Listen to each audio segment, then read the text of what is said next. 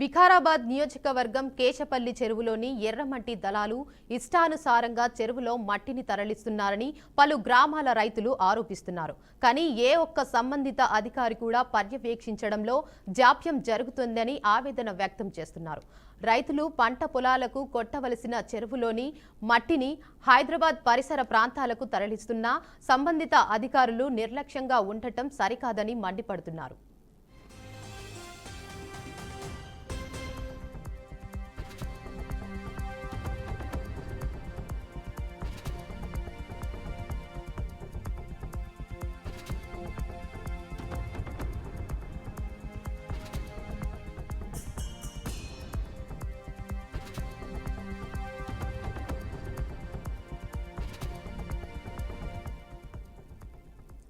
నవాబుపేట్ మండల పరిధిలోని ఓ కన్వెన్షన్ హాల్కు మట్టి తరలిస్తున్న కొంత మేటి దూరంలో ఉన్న అధికారులు మాత్రం చూసి చూడనట్టు ఉండటం ఎంతవరకు సరైందో అధికారులే ఆలోచించాలన్నారు. మట్టి తవ్వకాలకు సంబంధించిన అధికారులు ఎంతవరకు పర్మిషన్లు ఇస్తున్నారో కూడా పర్యవేక్షించడంలో అధికారులు నిర్లక్ష్యం వహిస్తున్నారని చెప్పారు. నవాబుపేట్ మండల పరిధిలో నుండి హైదరాబాద్ చుట్టు పరిసర ప్రాంతాలకు ఎర్రమట్టిని తరలిస్తున్నా కానీ అధికారులు పర్యవేక్షణలో లేకపోవడం దళారులు ఇష్టానుసారంగా మట్టిని తరలిస్తున్నారని ఆయా గ్రామాల ప్రజలు, రైతులు ఆరోపిస్తున్నారు.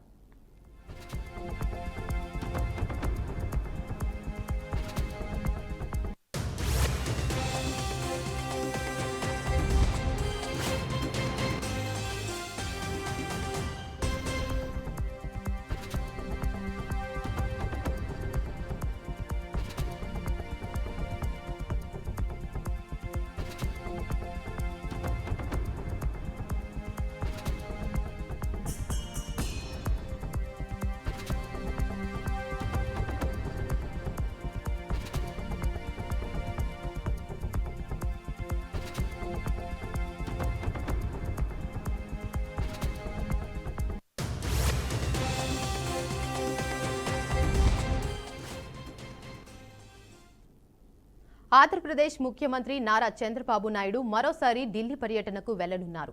ఈ రోజు సాయంత్రం ఢిల్లీకి బయలుదేరుతారు. గత నెలల్లో ఢిల్లీకి వెళ్లిన ముఖ్యమంత్రి చంద్రబాబు ఇప్పుడు మళ్లీ వెళుతున్నారు. 3 రోజుల పర్యటనలో భాగంగా ఈ రోజు చంద్రబాబు ఢిల్లీ వెళ్తున్నారు. కేంద్ర హోంమంత్రి అమిత్ షా సహా పలువురు కేంద్ర మంత్రులతో ముఖ్యమంత్రి సమావేశమయ్యే అవకాశం ఉంది.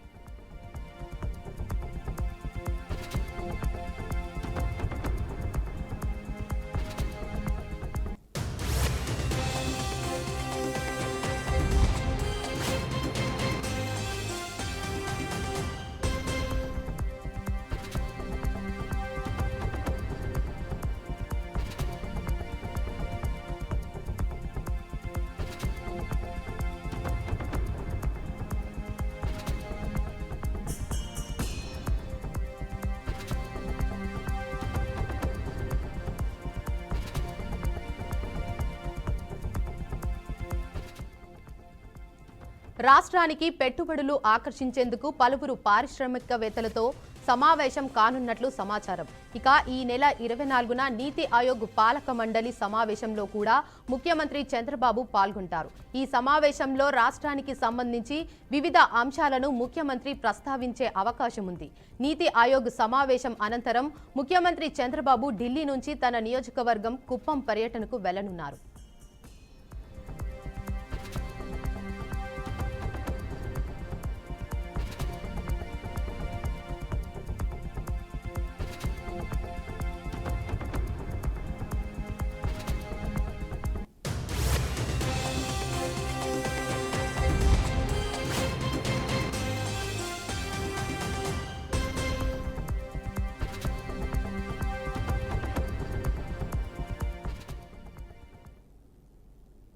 AP women cooperative finance corporation చైర్మన్గా పీతలు సుజాత పదవి బాధ్యతలు స్వీకరించారు.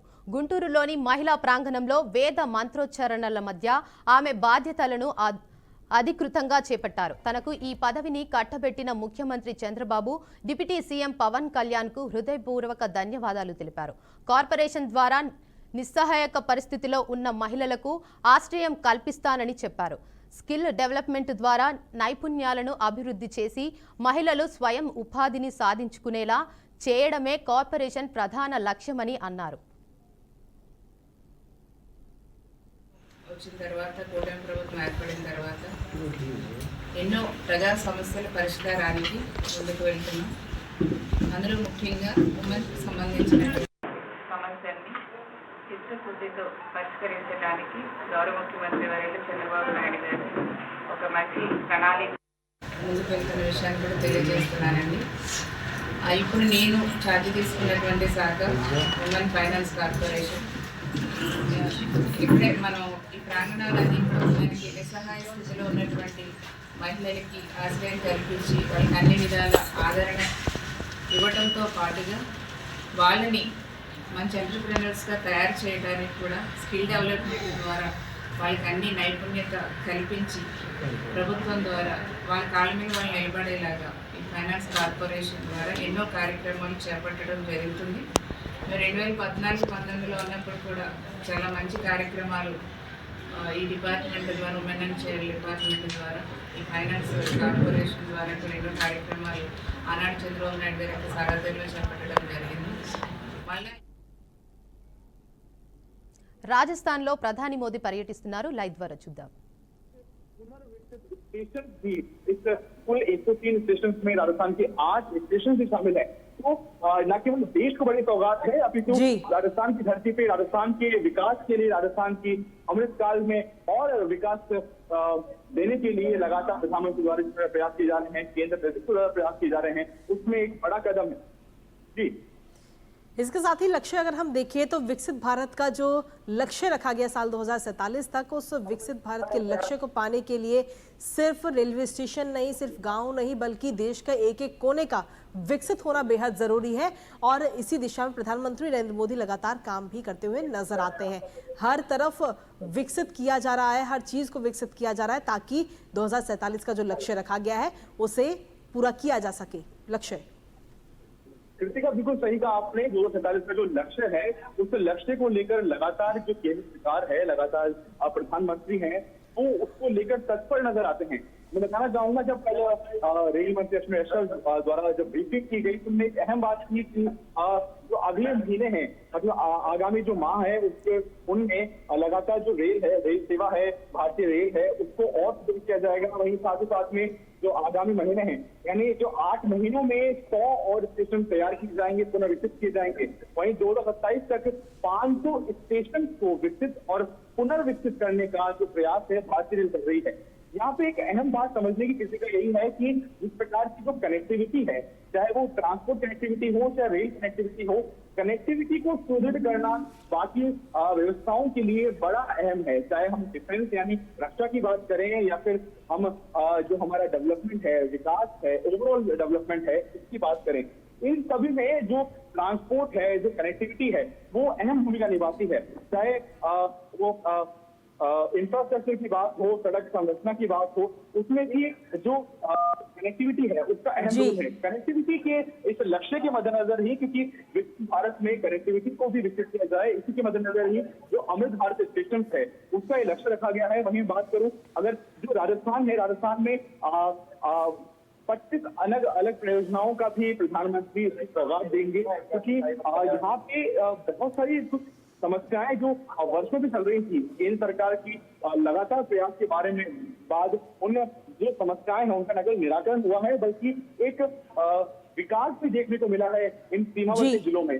मैं बताना चाहूंगा आपको कि न केवल विकास की यहाँ बात है, कृषि का न केवल तकनीक की बात हो रही है, अपितु जो प्रकृति संरक्षण है उसको भी लेकर केंद्र सरकार लगातार कार्यरत नजर आ रही है। जो अहम बात इन अमृत स्टेशन की जाए, तो जो मैं बताना चाहूंगा, जल संरक्षण के साथ में जो सौर ऊर्जा है, राजस्थान जैसे प्रदेश में और सीमावर्ती जिलों में जहाँ सौर ऊर्जा की बेहतरीन संभावनाएं हैं, जहाँ सौर ऊर्जा को विकसित किया जा सकता है, वहाँ लगातार उसको विकसित करने के प्रयास किए जा रहे हैं। साथ ही साथ में जो अमृत स्टेशन हैं, इनके माध्यम से जो सौर ऊर्जा है उसको विकसित किया जा रहा है। हरित क्षेत्र के प्रबंधन पे भी लगातार कार्य किए जा रहे हैं। वहीं जल संरक्षण, क्योंकि जल राजस्थान जैसे जो जिले हैं, राजस्थान के सीमावर्ती जिले हैं, वहाँ पे जल संकट देखा जाता था, परंतु अब लगातार केंद्र सरकार के अथक प्रयासों से, राज्य सरकार के साथ ही समन्वय से लगातार जो जल संरक्षण है उसको लेकर प्रयास किए जा रहे हैं। तो न केवल यहाँ बात अमृत स्टेशन की है, बल्कि साथ ही साथ में तकनीक के विकास की है, साथ ही साथ में कनेक्टिविटी की है। वहीं दूसरी ओर जो प्रकृति संरक्षण है उसके लक्ष्य को भी केंद्र सरकार बिल्कुल मुंशी नहीं नजर आ रही है।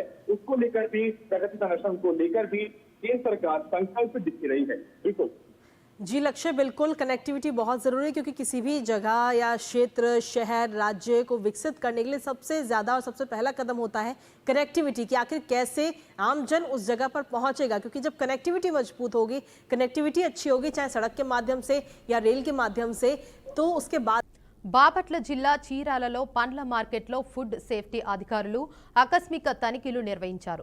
పండ్ల మార్కెట్లోని హోల్సేల్ తోపుడు బండ్ల, పండ్ల దుకాణాలలో ఫుడ్ సేఫ్టీ అధికారులు తనిఖీలు చేపట్టారు.